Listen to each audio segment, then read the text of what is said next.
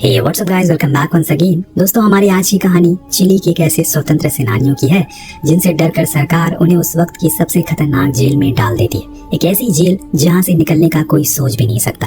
लेकिन ये लोग अपने शातिर दिमाग से न सिर्फ वहां से भागने में कामयाब होते हैं बल्कि जेल से भागने का एक ऐसा रिकॉर्ड बनाते हैं जिसे आज तक कोई तोड़ नहीं पाए। हमारी इस कहानी की शुरुआत सन 1978 से होती है, जहां हमें चिली के जेल सैंटियागो के रूबरू कराया जाता है। ये जेल चिली की सबसे खतरनाक जेलों में से एक होती है, जहां पर तकरीबन 120 कैदी होते हैं। लेकिन हैरत की बात ये थी कि ये कोई खतरनाक मुजरिम नहीं थे, बल्कि ये सब के सब आंदोलनकारी थे जिनके ऊपर देशद्रोह का आरोप लगाकर बहुत ही बुरा बर्ताव किया जाता है। इस जेल का जेलर एंग्रेड बहुत ही बेरहम इंसान था और पहले ही दिन सभी कैदियों को वो आगाह कर देता है कि अगर उनमें से किसी ने भी यहाँ से भागने की कोशिश करी तो उसे सीधा गोली मार दी जाएगी। ये सुनकर सभी कैदी और डर जाते हैं, परंतु इनमें से 5 ऐसे कैदी भी थे जो एक ही ग्रुप के होते और उनके माथे पर डर नाम की चीज दूर दूर तक दिखाई नहीं दे रही थी। इस ग्रुप का लीडर लियोन वार्गस होता है, जिसने अपने साथियों के साथ जेल में घुसने से पहले ही सोच लिया था कि उसे कैसे बाहर निकलना है। खैर, अब यहाँ इन सभी को एक नई जेल में शिफ्ट किया जाता है, जहाँ पर सभी को अपनी अपनी बैरक चूज करने की आजादी थी। लियोन बाकी लोगों को पीछे छोड़ते हुए बैरक नंबर 50 की तरफ भागता है। उसे किसी भी हालत में इस सेल पर कब्जा जमाना है क्योंकि उसके नीचे एक रास्ता है। परंतु जब लियोन बैरक नंबर 50 पर पहुंचता है तो उसकी उम्मीदों पर पानी फिर जाता है, क्योंकि इससे पहले किसी ने उसे ऑक्युपाइड कर लिया था। मजबूरी में बगल की सेल नंबर 51 को लेना पड़ता है। हालांकि लियोन के बाकी के दोस्त इस काम में बिल्कुल भी नहीं चूकते। उसका साथी राफेल बाकियों के साथ मिलकर उन्हीं सेल को ऑक्युपाइड करता है जो उन्हें प्लान के मुताबिक करना था। और अब उन्हें जेल से बाहर निकलना है, लेकिन वहाँ से रफू चक्कर होना इतना आसान भी नहीं है, क्योंकि सैंटियागो की जेल इतिहास की सबसे खतरनाक जेलों में से एक थी, जहाँ पर दाखिल होना तो आसान है लेकिन वहाँ से बाहर निकलना उतना ही मुश्किल।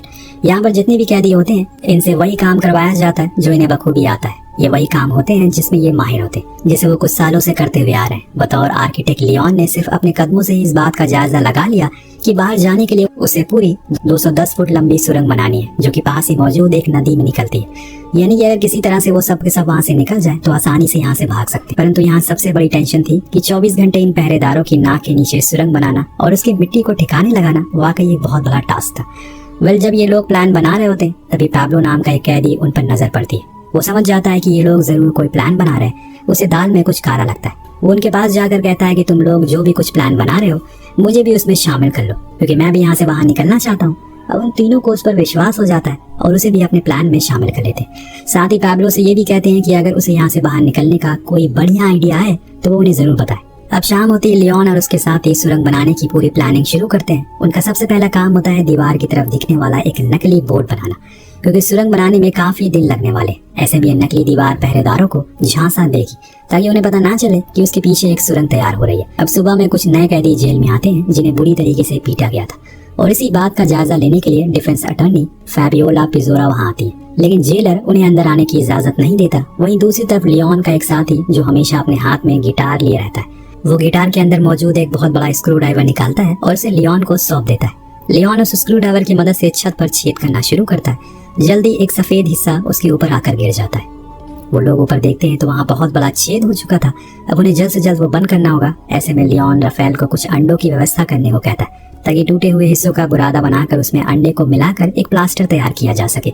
अब सब के सब अपने काम में लग जाते हैं और वहीं उनका एक दोस्त जो गिटार बजाना बखूबी जानता है, वो बाहर खड़ा होकर सभी का ध्यान भटकाता है। थोड़ी देर बाद वहाँ खतरे की धुन बजाना शुरू कर देता है, जिसे लियोन और बाकी के लोग को मालूम पड़ जाता है कि जल्दी सिक्योरिटी अंदर आने वाली है। इसीलिए वो जल्दी से अपने काम पर निपटाते हैं और उसके ऊपर एक पोस्टर चिपका देते हैं। इतने में वहाँ पर रोजाना की तरह छानबीन करने वाले पहरेदार पहुंच जाते हैं। उनमें से एक दीवार पर लगे पोस्टर को हटाने ही वाला होता है कि तभी दूसरा साथी उसे बुला लेता है और इन लोगों की जान बाल बाल बच जाती है। हालांकि यह तो सिर्फ एक शुरुआत होती है, क्योंकि असली काम तो ग्राउंड फ्लोर की उस सेल से सुरंग बनाना होता है, जहाँ की दीवार के लिए उन्हें एक नकली ब्लॉक बनाना होगा ताकि वो गार्ड से बच सके।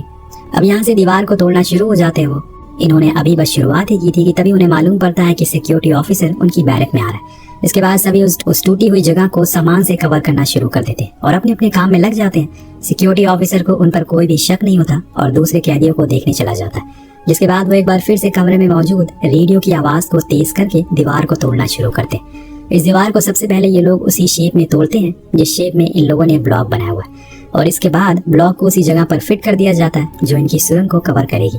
वहीं जिस दीवार को इन्होंने सबसे पहले तोड़ी थी, जिस पर इन्होंने अंडे का प्लास्टर से जोड़कर चिपका रखा था, ये लोग अब उसी के ऊपर सुरंग से निकलने वाली मिट्टी को डालने लगते हैं। ऐसे करते हुए इन्हें जेल में काफी दिन बीत जाते हैं। रोजाना ये इसी तरीके से खुदाई जारी रखते हैं। वहीं खुदाई के दौरान इनका संगीतकार दोस्त बाहर खड़े होकर अपनी गिटार से लोगों को उलझाया करता है। जैसे ही सिक्योरिटी गार्ड उसके करीब आते हैं वो वही धुन बजाता है जिससे सभी आगाह हो जाते हैं। यहीं पर ऑस्कर नाम का एक कैदी भी होता है जो रोजाना इन लोगों को एक ही समय और एक ही वक्त पर एक ही काम करते हुए देख रहा था। उसे शक हो जाता है कि जरूर ये लोग कुछ बड़ा प्लान कर रहे हैं। उधर अगले दिन जब लियोन सुरंग की गहराई नापता है तो उसका आत्मविश्वास डगमगा जाता है, क्योंकि इतने दिन की मेहनत के बाद भी ये सुरंग अभी 10% भी नहीं खुदी। लियोन समझ जाता है कि अगर उसे जल्दी यहाँ से बाहर निकलना है तो इस काम में और भी लोग की जरूरत पड़ने वाली है, वरना इसे खोजने पर तो न जाने कितने साल लगेंगे।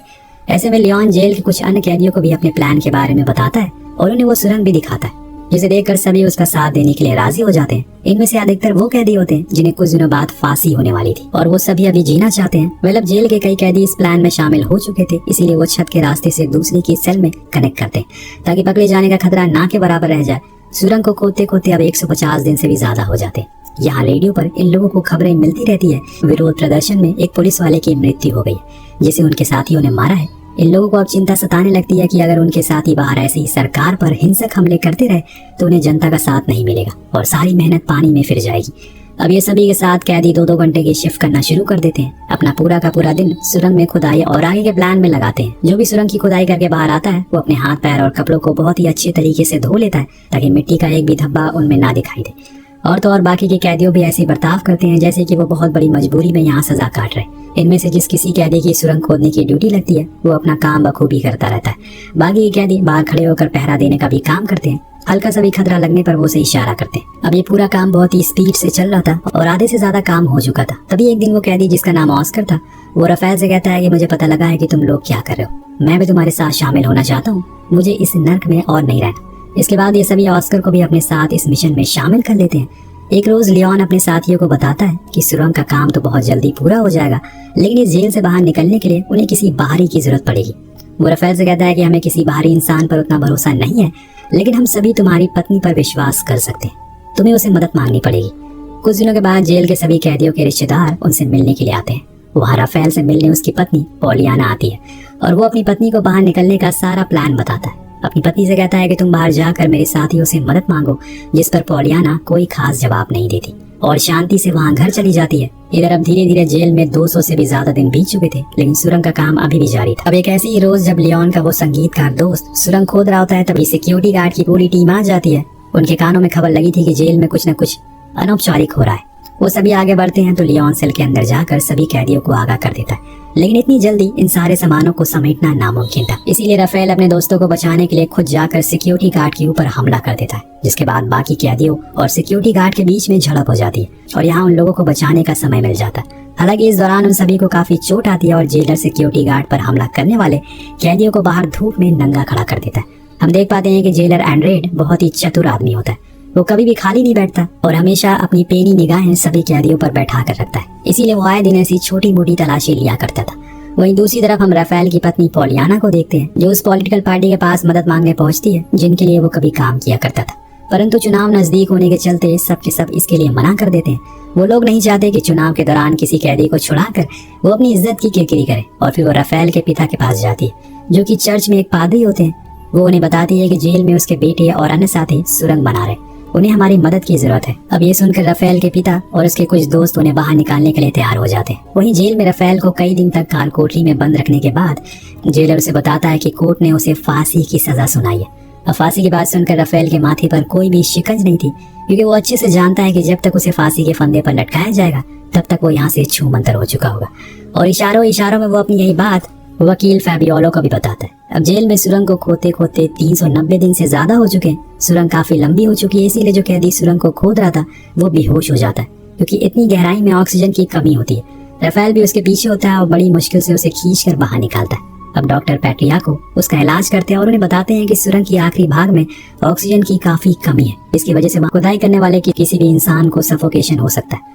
अब लियोन रफेल को कहता है कि हमें जल्द से जल्द इस प्रॉब्लम का सोल्यूशन निकालना पड़ेगा। तभी उनकी मुलाकात ह्यूगो नाम के एक आदमी से होती है, जिसके पास एक मशीन होती है और उसमें फैन लगाकर वो उसे सुरंग तक पहुंचा सकते हैं। रफेल उस कैदी को भी अपने साथ शामिल कर लेता है और फिर ह्यूगो से लाई उस मोटर को एक पंखा लगाकर प्लास्टिक पाइप के जरिए वहां तक ऑक्सीजन पहुंचाने में कामयाब हो जाते हैं, जहां तक उन्होंने अब खुदाई कर ली थी। हालांकि अभी भी उनकी मंजिल बहुत दूर है। अब सुरंग खोदते खोदते पूरे 413 दिन बीत चुके हैं।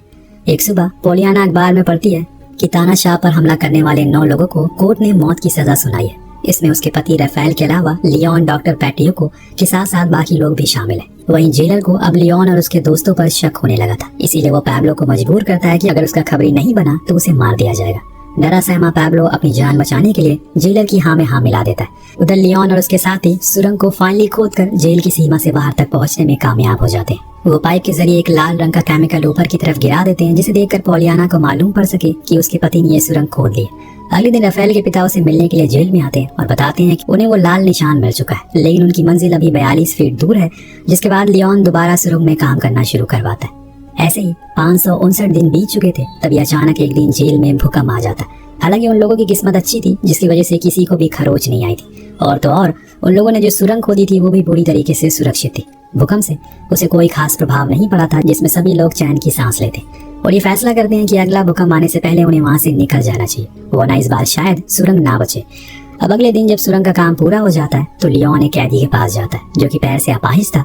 वो उसे कहता है कि तुम भी हमारे साथ चलो, लेकिन वो कैदी अपनी पूरी जिंदगी जी चुका था और अच्छे से जानता है कि अपने विकलांगता की वजह से वो ज्यादा देर सुरंग में टिक नहीं पाएगा। इसके बाद आखिरकार वो दिन आ जाता है जिस दिन उन लोगों को अब जेल से आजाद होना था। ये जेल में बिताया हुआ उनका 567वां दिन था। सभी बड़े मजे से रात में टीवी देख रहे होते हैं। तभी सभी कैदी जो सुरंग बनाने में शामिल थे वो एक एक करके वहाँ से निकलना शुरू कर देते और किसी को भी शक नहीं होता। फिर हमें सुरंग के अंदर लेटे हुए 49 कैदियों को दिखाया जाता जो एक दूसरे के आगे पीछे धीरे धीरे आगे की तरफ बढ़ रहे थे। इस कड़ी में सबसे आगे राफेल खड़ा था जो अपने साथियों को एक एक करके ऊपर की तरफ ला रहा था। उधर टीवी रूम में पाब्लो की नजर लियोन और उसके ग्रुप के लोगों पर पड़ती है, जिनमें से कोई भी नहीं था। पाब्लो फौरन लियोन के सेल में जाता है जहाँ पर 50वां कैदी यानी कि ऑस्कर बस सुरंग में अंदर घुसने वाला था। पाब्लो फौरन ये खबर सुरक्षा कर्मी को देने लगता है, लेकिन ऑस्कर उसे ऐसा करने से मना करता है, लेकिन वो नहीं मानता। इसके बाद दोनों के बीच हाथापाई हो जाती है और ऑस्कर बुरी तरह से घायल हो जाता है, लेकिन वो फिर भी पाब्लो को मार मार कर बेहोश कर देता है। अब सभी लोग एक एक करके बाहर आ जाते। यहाँ पर एक बस खड़ी थी, इस बस को पॉलियाना लेकर आई थी। वो उन लोगों के लिए नए कपड़े और पासपोर्ट भी लाई थी। सभी बस में बैठ जाते हैं, लेकिन ऑस्कर अभी नहीं आया था। वो सभी ऑस्कर का इंतजार करते हैं, परंतु हाथ में ज्यादा चोट लगने की वजह से वहीं पर लाचार पड़ा हुआ था। वो लोग आखिरी क्षण तक ऑस्कर का इंतजार करते हैं, लेकिन तभी अचानक से जेल का सायरन बज जाता है, क्योंकि जेल के अंदर बाकी के कैदियों को भी मालूम पड़ चुका था कि जेल में एक सुरंग है। ऐसे ही उन लोगों को बिना ऑस्कर के वहां से जाना पड़ता है। तो दोस्तों, सुरंग के रास्ते कैदियों का एक ग्रुप वहां से बाहर निकलने में कामयाब हो जाता है। वहीं कुछ को गार्ड पकड़ लेते हैं, लेकिन जब वो सेल के अंदर 80 फीट लंबी सुरंग को देखते हैं तो हैरत में पड़ जाते हैं और यहाँ जेलर का तो सारा का सारा घमंड चूर चूर हो जाता है। वहीं वो कैदी जो बस में यहाँ से निकल चुके थे, उन्हें पॉलियाना एक फेक दस्तावेज और कुछ पैसे देती है, जिसके साथ साथ 3-3 के ग्रुप में उन्हें अलग अलग जगह पर छोड़ दिया जाता है। इसी के साथ कई महीनों की मेहनत और लगन के बाद ये सभी कैदी उस भयानक जेल से आजाद हो जाते हैं। ये इतिहास की अब तक की सबसे बड़ी घटना थी, जिसमें एक ही बार में 49 कैदी देखते ही देखते जेल से फरार हो गए। तो दोस्तों, यहीं पर कहानी खत्म हो जाती है। आपको कहानी कैसी लगी नीचे कमेंट करके जरूर बताएगा। मिलते हैं अगली वीडियो में। Thank you so much watching. Peace out.